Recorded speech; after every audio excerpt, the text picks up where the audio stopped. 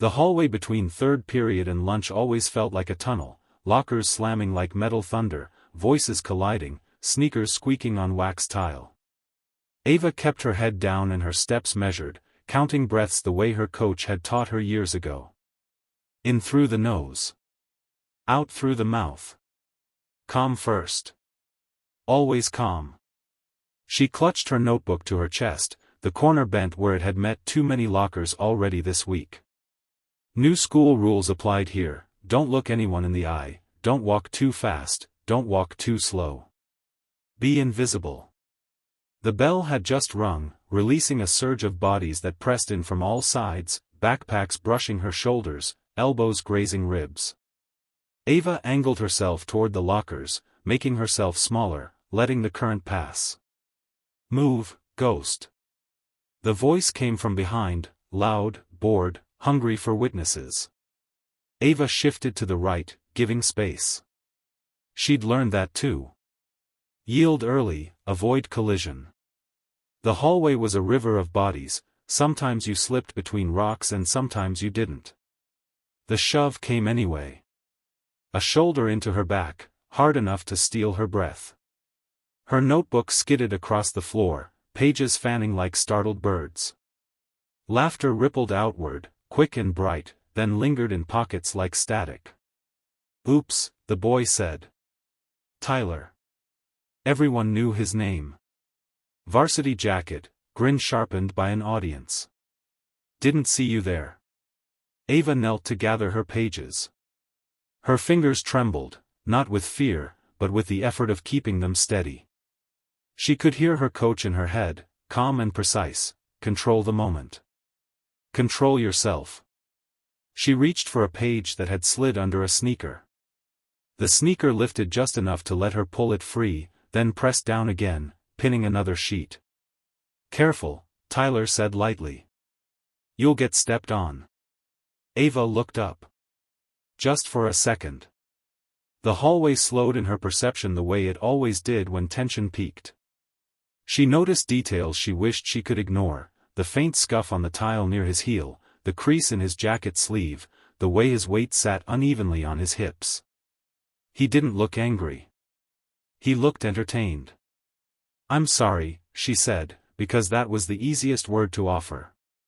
It wasn't an admission of guilt so much as a lubricant for moving on. Tyler snorted. For what? Existing? Someone behind him laughed too loudly. Someone else filmed, phone held at chest height, lens tilted up.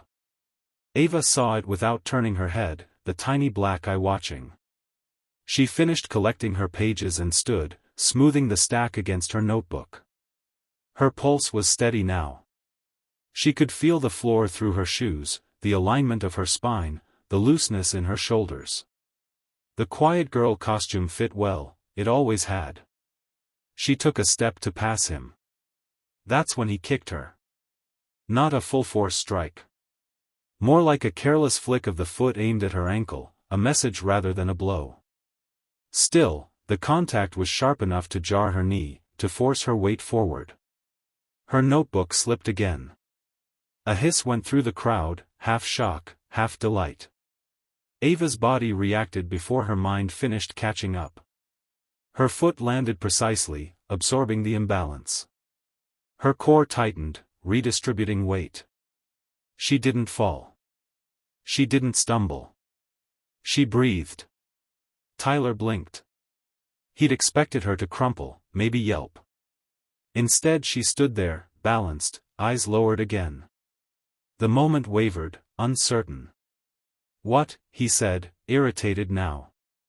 You deaf? Ava picked up her notebook. She could feel the heat of attention on her skin. The urge rose, old and familiar, the instinct to correct, to respond with clarity and finality. Images flashed unbidden, a mat under bare feet, a referee's hand slicing the air, a crowd roaring as her arm was raised. Gold lights. Cameras. A different hallway entirely. She pushed it down. Please don't, she said softly. The softness annoyed him more than defiance would have. Tyler stepped closer, crowding her space. Or what? A teacher's voice floated faintly from a classroom, too far away to matter. The bell for lunch chimed, and bodies began to peel away, drawn by hunger and habit. The circle around them thinned but didn't vanish. Ava could smell his cologne, sharp and sweet. She angled her body slightly, a habit so ingrained it barely registered. Her hands were relaxed at her sides.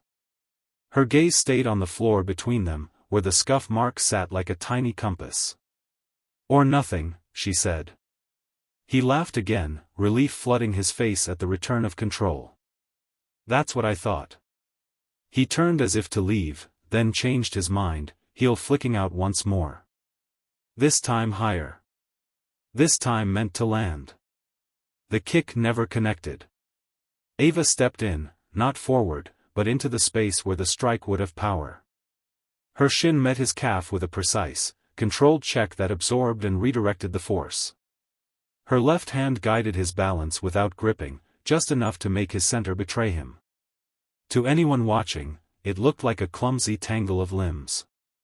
Tyler yelped, surprised more than hurt, and stumbled back, knocking into a locker. The metal rang. A couple of phones dipped, then rose higher. Ava released him immediately and stepped away, hands open, posture neutral. She felt the echo of the movement hum through her bones, clean and satisfying and contained. No follow-through. No escalation. "Watch it." Tyler barked, face flushing. He tested his leg, scowling. "You tripped me." "I'm sorry," Ava said again. The word landed differently this time. Not smaller. Sharper. A teacher appeared at the end of the hall then, summoned by noise or instinct. "What's going on here?" "Nothing," Tyler said quickly. "She ran into me." The teacher's eyes flicked between them. Ava met the gaze now, just briefly. Calm. Present. There was nothing to see but a quiet girl holding a battered notebook. "Get to lunch," the teacher said. "Both of you." Tyler shot Ava a look, confusion threaded with something like doubt, and limped away, dignity bruised more than anything else. The phones lowered. The hallway exhaled. Ava walked in the opposite direction, toward the exit that led to the courtyard. The air outside was cooler, brighter. She leaned against the brick for a moment, eyes closed, breathing until the echo faded completely. Her phone buzzed in her pocket. A message from her coach, sent hours earlier, unread until now: "Remember who you are. Choose when to show it." Ava smiled, small and private. She tucked her notebook under her arm and headed to lunch, steps light, balance perfect, a champion moving unseen through an ordinary day.